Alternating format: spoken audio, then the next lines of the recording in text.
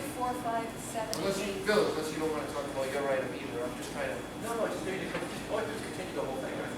I could, the only one is the DATCO one that we gotta bring up. Okay. Right, so the only, yeah, if everybody wants, is okay with it, I'll take it, DATCO and the Are you making a motion? Madam Chair, before you vote, if I may, I know Mr. Epps is here tonight. If you have time, can you go back and revisit 8? 8 is a real simple process. If you believe you want us to pursue that, we want to get going that sooner than later, so. Sure. What's your motion? Yeah, we'll do 6 and 8 for the rest of the table. Is there a second for that motion? Is there any discussion? We'll continue 1 through 7, or what did we do? We're continuing 1, 2, 3, 4, 5, and 7. Okay. Is there any discussion? All in favor? Opposed? So moved. Item number 6, Mr. Clifford, DATCO bus contract issues. We did receive in the packet the latest adjustment from DATCO. I can find it. And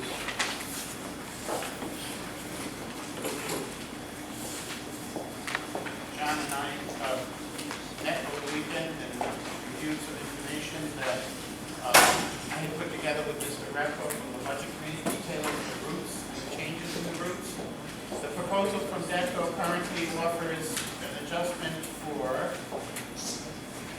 the 14-15 year of $19,181.01 as a credit, with the bulk of that coming from charges that were assessed for pre- and post-trip inspection times, and then a small adjustment on the route hours.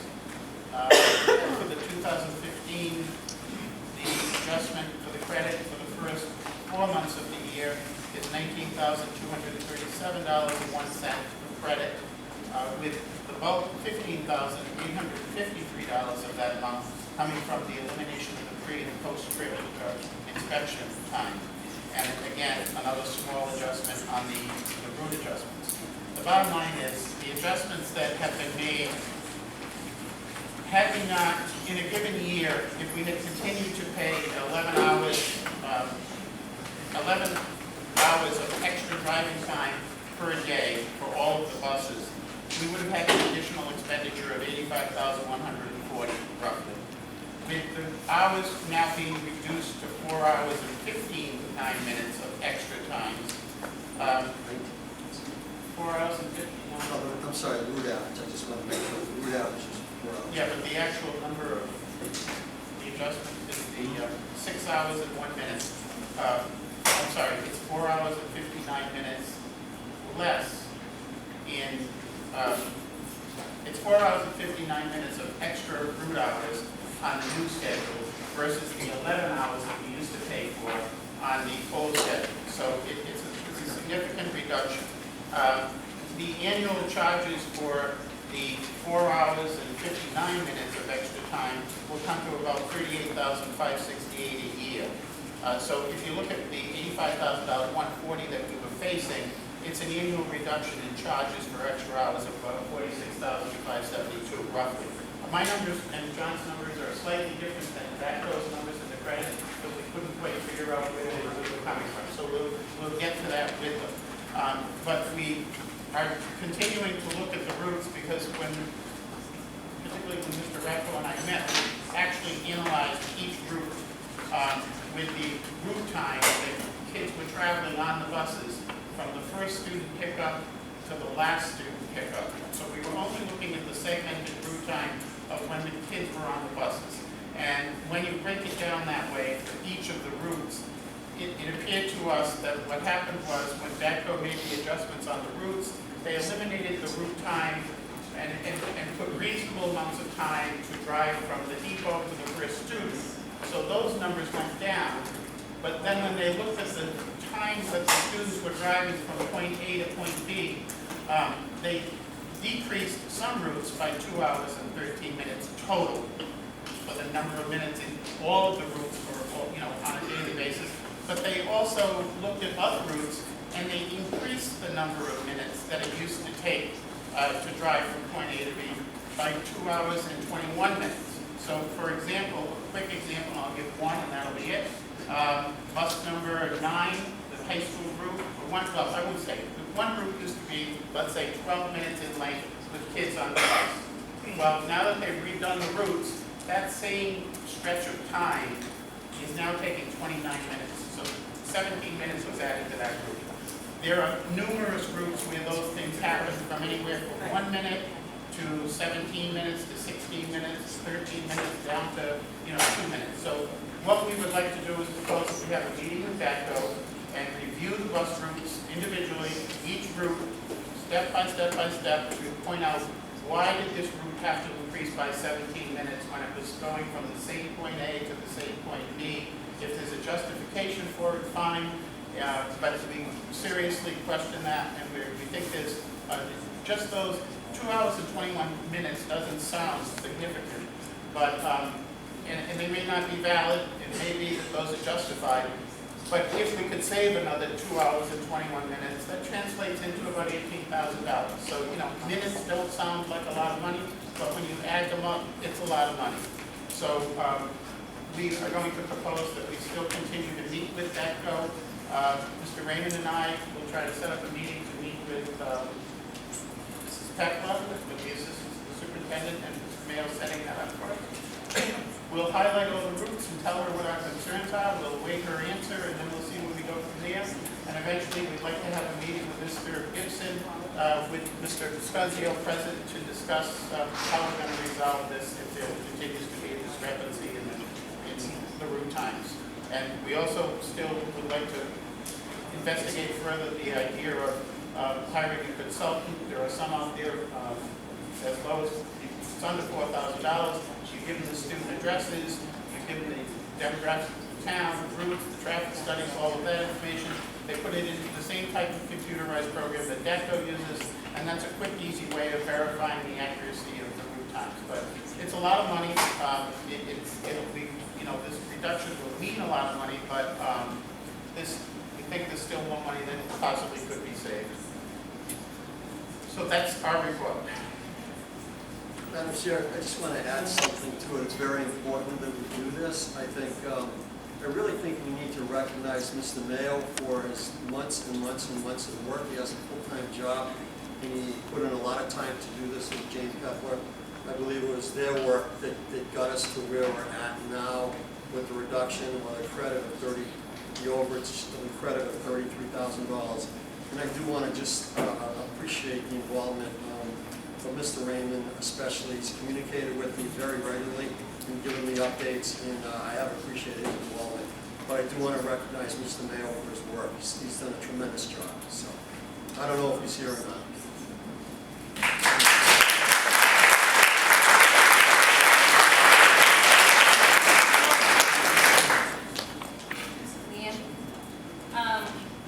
In addition to that, I would also like to thank Mr. Clifford.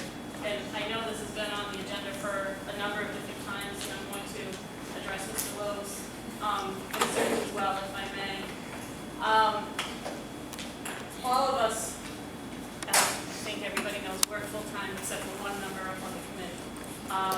Maybe we don't always agree or see eye to eye, but we have been pursuing trying to resolve this issue for well over a year. And if it was not for Mr. Clifford and Mrs. Nato bringing this up a year ago, November, we wouldn't be getting the money back with the support of Mr. Clifford and Mr. Mayo and Mr. Raymond. So it really has been, in my opinion, a joint effort. Then that brings me to the police report. No, I did not know.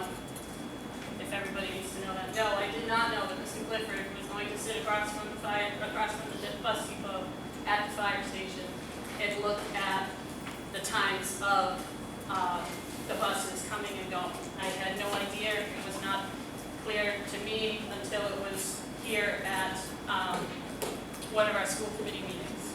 With that being said, I'm thankful for what he was able to gather. And according to the police report, it says there was no crime involved. I can't speak to you know, it says in here, and I know it says in here that there was a report of following school buses for several days. It still says there was no crime involved. I wasn't there. Only Mr. Clifford knows if he followed buses or not. I don't. I do know that he was sitting across at the fire station. He admitted that. Yes, I know that. Whether I agree with it or not, at this point, you know, it was not with, you know, it was not with my knowledge. I cannot speak for anybody else, and I'm not speaking for anybody else on the committee. But, you know, if I know in the past we had an issue where there were some concerns with people following the school buses. It ended up getting called in. It ended up being a registered sex offender in town. This was not reported at the time that apparently there was a following of the school buses. So I think the police followed through. They did what they were asked to do. They investigated, and it says no crime involved. I would really like to see us. I'm looking at the money that we're saving. That's a teacher's salary that we're saving. And it's really driven from the fact that this was asked to be pursued more than a year ago. I'd like to make comments about the police report, add a little clarity to this. First of all, what was published in the paper initially and written into the police report by the officer was that it had been reported that I had been following buses by drivers for days.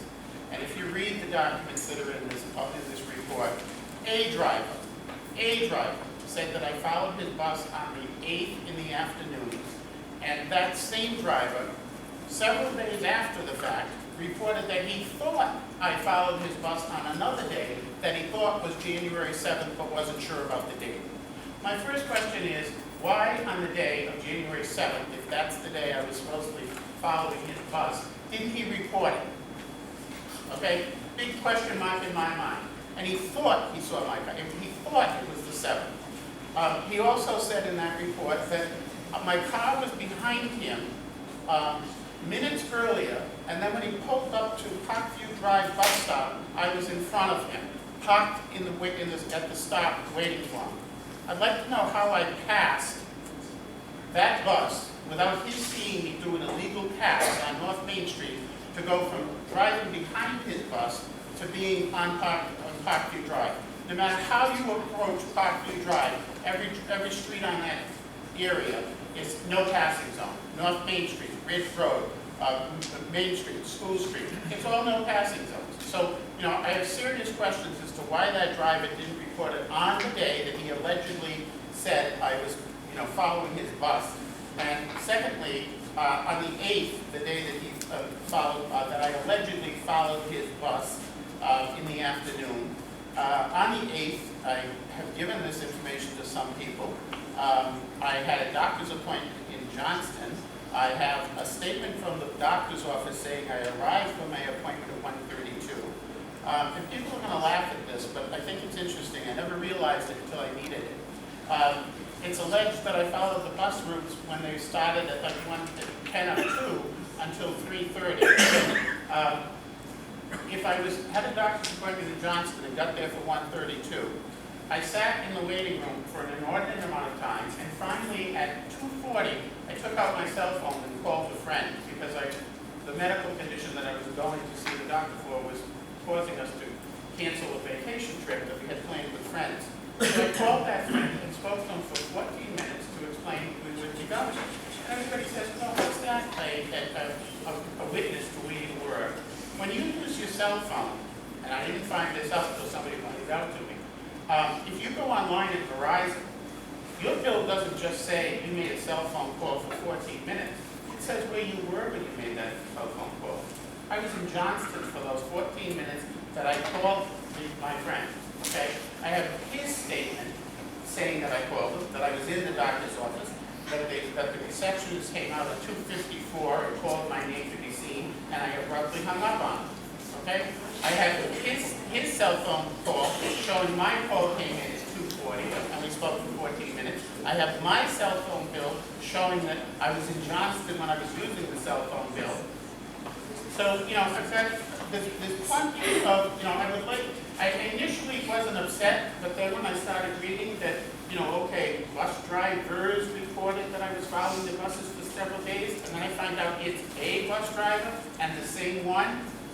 A lot of people have said to me that they've heard stories, and I'm not sure whether to believe them or not, that, you know, this bus driver knows someone, and the bus company is upset with you for going after money, and, you know. I'm sorry, Madam Chair. Oh, no, I've had that. Madam Chair, we should not defame the driver or the company. It's wrong. Oh, It's wrong. I'm not, This I'm driver tired doesn't of know it. where he wants to go. The driver does not know who Mr. Clifford is. That's wrong. Maybe the driver was mistaken. Let's I have no just dog in defame- this fight, let's but that's just wrong. defame Mr. Clifford. That's not what I'm Let's just saying. defame Mr. That's Clifford. not what Not trying to do that, Mr. Clifford. I'm looking for, excuse me? Yes, you are. I am not trying to defame you. I'm looking at a report here that states a male subject.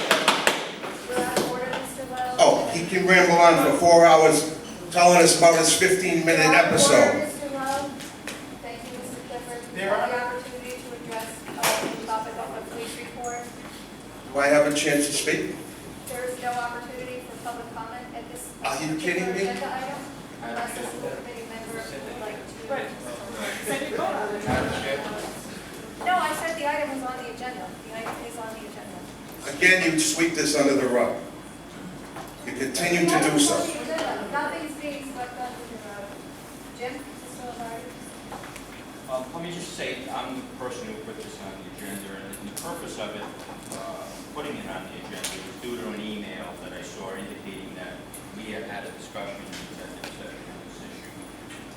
And I just wanted to make sure that all parties, including the public, was able to make a statement so we can move past this. It's lingering out there, and I would like to listen to whatever facts we have and make a decision and move on. Now, let me be clear as well.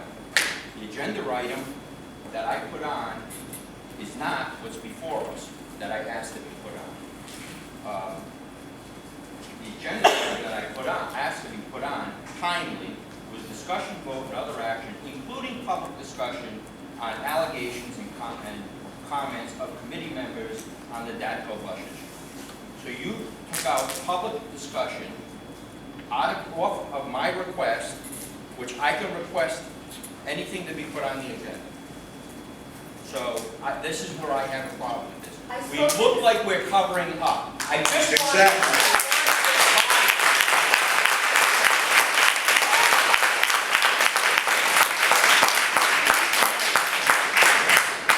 Our school committee attorney prior to putting this item on the agenda, and since we have two opportunities for public comment prior to the meeting on any agenda item, Mr. Scagio felt that the item as listed on tonight's agenda is listed correctly. Well, And let me it's say like- this. I do not. Why did we have we the people to address the committee? But you can't have the public address the committee. Madam Chair, make a motion. You may. Oh, I got it. You may, go ahead. I agree with Lombardi. You want to get this up. Can I ask you to put a motion to extend first? Okay, We're at 10. well, we'll get 2 minutes. Leave it with me. All right, not my fault, but that. Motion to extend for, what's the vote? 15 minutes, Yes. 10 minutes, whatever. 10 minutes? Second. Is there a second? Second. Could you do a roll call vote, Sherry, please? Certainly. Motion to Mr. extend Bassett? by 10 minutes. Mr. Clifford? Yes. Mr. Connell? Yes. Mrs. Gillette? Sure. Mr. Lombardi? Yes. Mr. Raymond? Yes. And Mrs. NATO? Yes. Yeah, so, okay.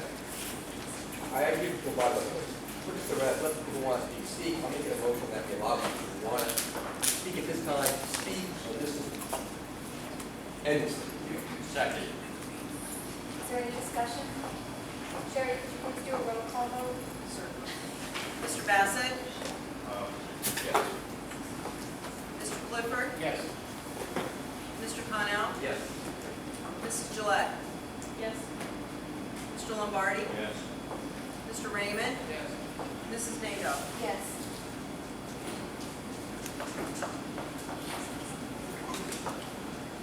Is there anyone who would like to speak on this issue? Any members of the public who didn't have a sign-up sheet? Can you raise your hand? Mr. Flaherty, Mr. Ratko, Mr. Lowe,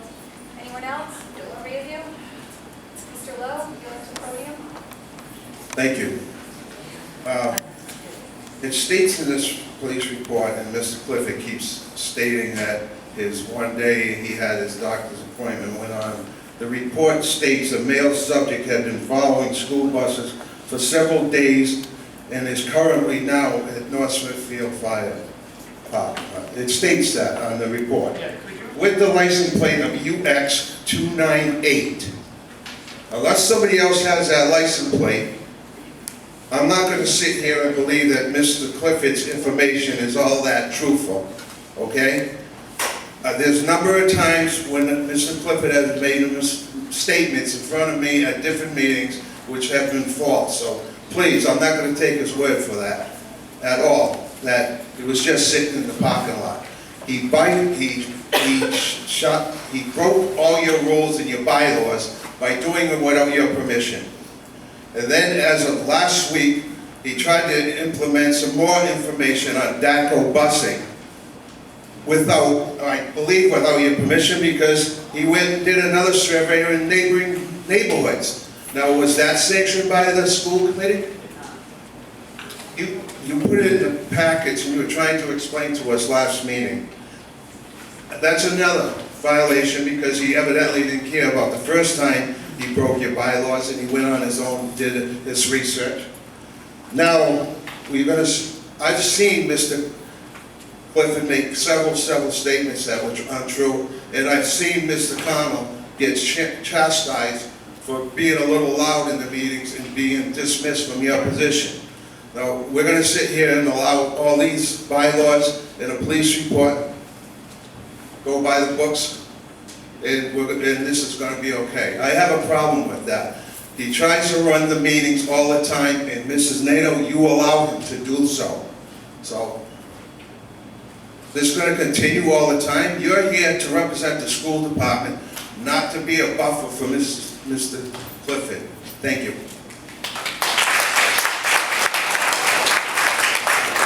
Mr. Flaherty?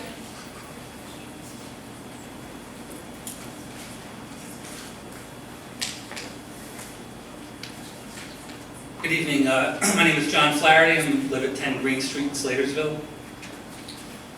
I'm not going to speak to the specifics of the times and the police report or any of that. I think that the facts there speak for themselves. They've been discussed. What I do want to speak to is Mr. Clifford's character, his honesty, and his integrity. I've known him for a number of years now. I worked with him very closely when I served at the town council. And there's nobody who is more diligent in his research and wanting to do the right thing. Doing the right thing oftentimes is not popular. And I congratulate Mr. Clifford for having the guts to do what is the right thing to do, despite the fact that it's not popular. And I think it's reprehensible that he comes under the attack that he does. Thank you very much. Mr. Apco?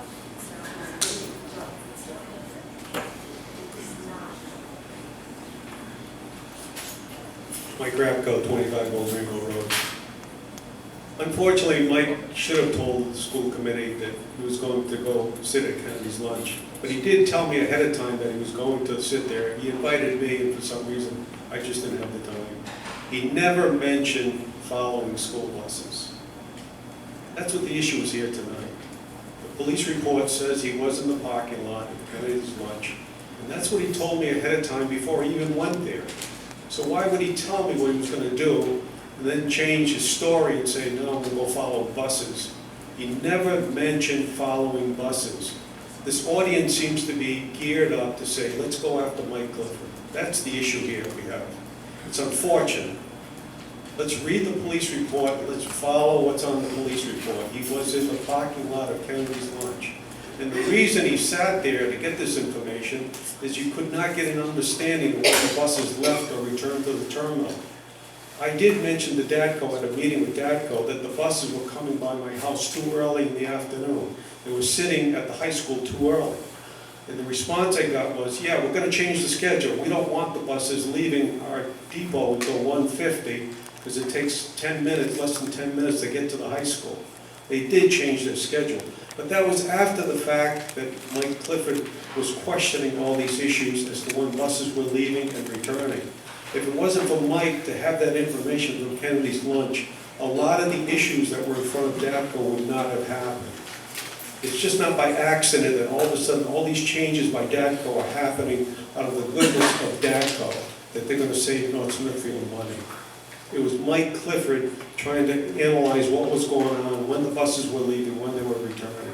I trust Mike did the right thing. He probably should have told either the police department or the school committee that he was gonna sit outside the terminal.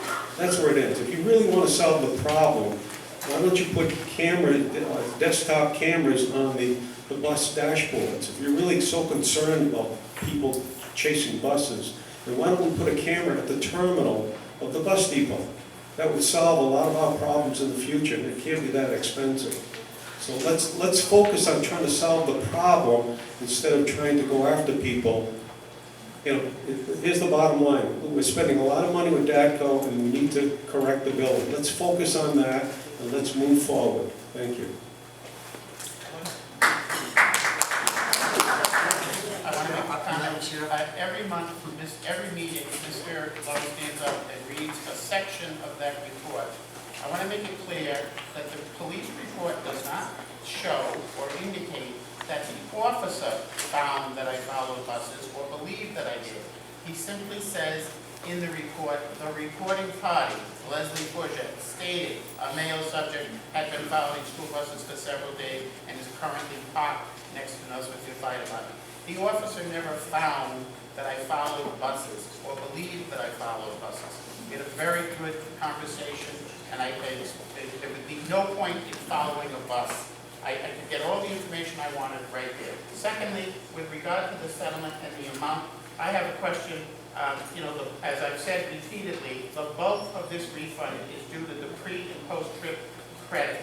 This year, for 23,000, but last year, for this current year, it's a total of 15,853 that's been paid year to date.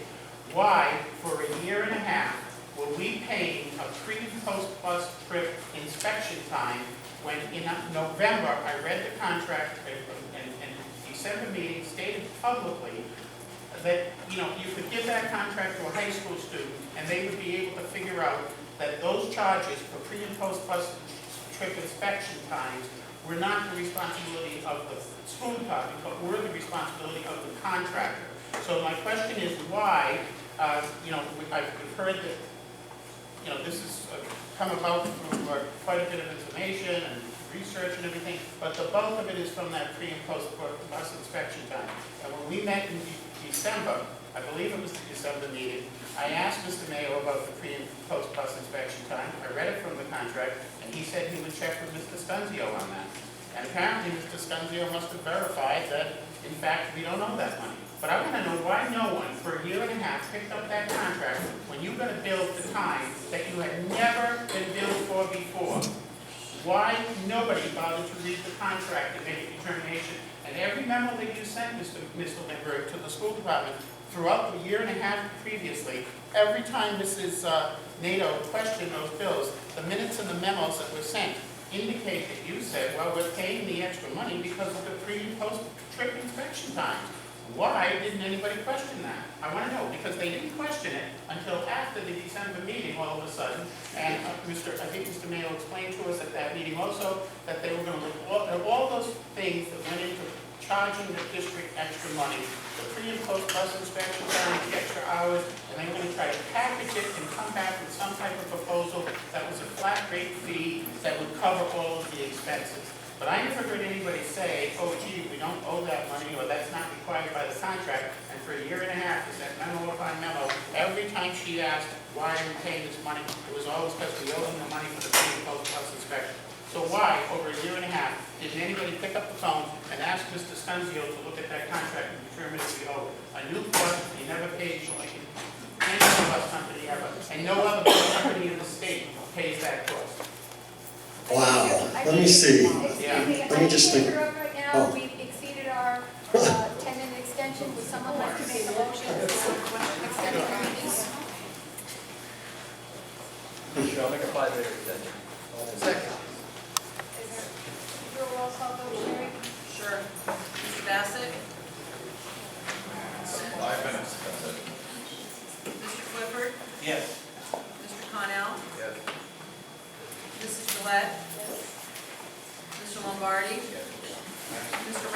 Yes.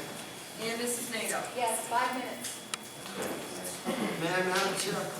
I don't know that I can kind of go, There were so many points there, so let me begin. Wow. So first, the information that you provided with us about contracts from other districts in the state was severely lacking. It was lacking information that we asked for. And we asked for copies of those, and we've yet to receive them. Oh, I said if you wanted to read them, I have the other. No, I had told you in a meeting I would like copies, I haven't gotten them. But more importantly, it was missing some pretty critical information. Number one, average bus route costs wasn't there in any of the data that you provided. First off, does anybody really believe that anybody that bids on a bus route isn't going to include their time from a terminal or pre and post? So I think the information you provided was severely skewed. Secondly, I just want to go back. Mr. Rapko, you're really incorrect. When we sat with DATCO, her response about the buses leaving for the high school was that they were going on their own. They were going early on their own, and she said that she was going to have to stop that because they would have to pay them for that. That's her answer. You can take all the credit you want for doing this. The real credit goes to Bob Mayo and Jane Pepler. Whatever you did, honestly, I don't have a dog in the fight. Whatever standards that the school committee wants for their members, that's up to them and their bylaws. From my end of it, you chose not to cooperate. You chose not to work with us. I think as superintendent, you should have at least had the common courtesy to say you were doing that, and I could have informed DATCO, but you didn't want to do that, and I get that. I get it. And you had another invite after that. Why don't you work with Mr. Mayo and Jane Pepler? We decided not to. So that's why I went out of my way to thank John Raymond. And that's why I want to thank Bob Mayo. And you want to go back to the year and a half, I don't know the year and a half you're talking about, but we were told we were not charged for pre and post last year. But when I asked the question this year, they said we were, and so they gave us a credit. You confuse the contract with the bid specs. The bid specs say terminal to terminal. The contract is vague. So that's all I can tell you. Anybody want to take credit, take credit. You have your standards. You have your own school committee standards. You can accept or not accept whatever you want. It was Bob Mayo that did the work, because I didn't have your results. So whatever you want to do and whatever you want to say, go ahead and say. I just want, has everybody said what they had to say?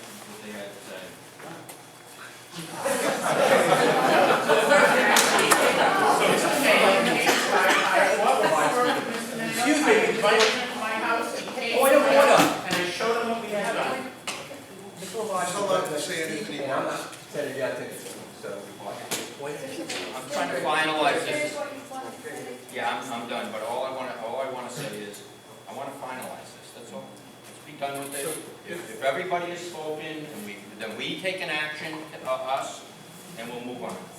Mr. Lombardi? Yes. Madam Chair, if I could make one point.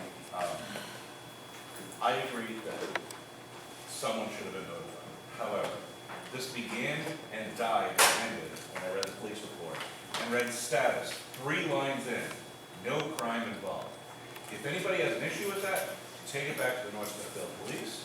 If they won't address it, take it to the state police, by all means. But there's nothing for me to do. I'm not going to second guess our police. That's where I finish. Thank you, officer. I agree, like you, the contractor, superintendent, the mayor, flew off the bus company, and I was not aware of what's going on until I see, I don't know when it was, I guess I see the reports.